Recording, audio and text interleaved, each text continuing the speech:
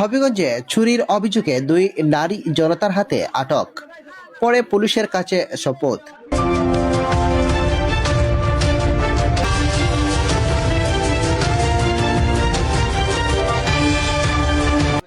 হবিগঞ্জে চুরির অভিযোগে 2 নারীকে স্থানীয় জনতা আটক করার ঘটনায় এলাকায় ব্যাপক চাঞ্চল্যের সৃষ্টি হয়েছে।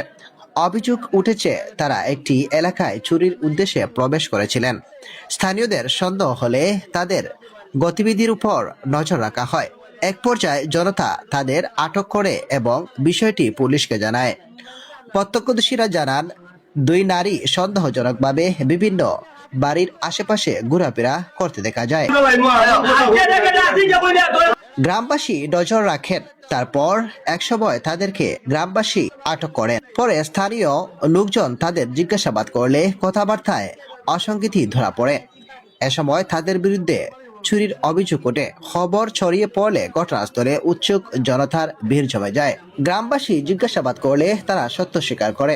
খবর পেয়ে পুলিশ দ্রুত ঘটনাস্থলে পৌঁছে পরিস্থিতি নিয়ন্ত্রণে আনে এবং আটক 2 নারীকে নিজেদের হেফাজতে নেওয়া হয়। পুলিশ জানিয়েছে, আটক ব্যক্তিদের পরিচয় যাচাই, ঘটনা প্রকৃত কারণ অনুসন্ধান এবং অভিযোগের সত্যতা নিশ্চিত করতে তদন্ত কার্যক্রম চলছে। স্থানীয় বাসিন্দাদের দাবি, সম্প্রতি এলাকায় চুরি ও চুরির চেষ্টার ঘটনায় বেড়ে যাওয়ায় সাধারণ মানুষের মধ্যে উদ্বেগ সৃষ্টি হয়েছে। তারা আইন শৃঙ্খলা বাহিনীর নিয়মিত টহল বৃদ্ধি এবং অপরাধ দমনে আরও কঠোর পদক্ষেপ গ্রহণের দাবি জানিয়েছে।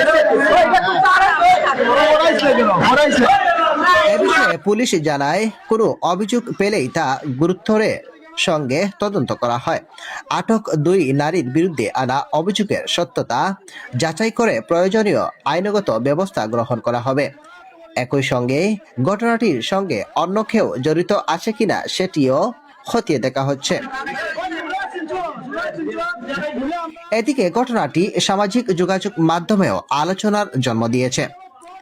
অনেকেই আইন নিজের হাতে তুলে না নিয়ে যে কোনো সন্দেহজনক ব্যক্তিকে পুলিশের কাছে সোপর্দ করা আহ্বান জানিয়েছেন। আইন শৃঙ্খলা রক্ষাকারী বাহিনীর পক্ষ থেকেও একই ধরনের পরামর্শ দেওয়া হয়েছে।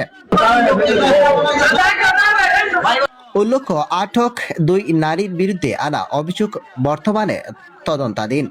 আদালতে অভিযোগ প্রমাণিত হওয়ার আগে আইনগতভাবে কাউকে অপরাধী হিসেবে গণ্য করা যায় না। তদন্ত শেষ, ভারপ্রাপ্ত তথ্য প্রমাণের ভিত্তিতে পরবর্তী আইনগত ব্যবস্থা গ্রহণ করা হবে।